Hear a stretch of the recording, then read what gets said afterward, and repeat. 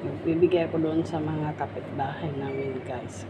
Tingnan natin kung anong resulta na ginawa kong coconut cake without oven. Wow! Tingnan nyo siya guys.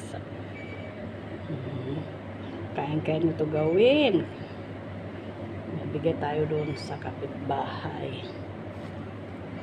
Lahat ng niluto ko dito, nagbibigay ko dito sa kapitbahay namin na mga katulong. Kasi ito para naman sa amin. Kaya kailangan nagbibigay ko doon sa kabilang kapitbahay namin. Masarap kasi sa pakiramdam na kahit anong bagay na pwedeng maibigay sa kapwa. Diba? Wow! Ito naman ang sa amin.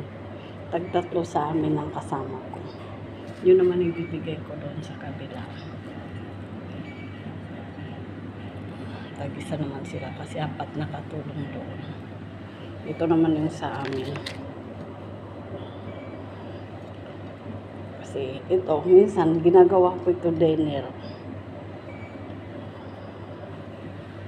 Kain tayo guys. Merinda time.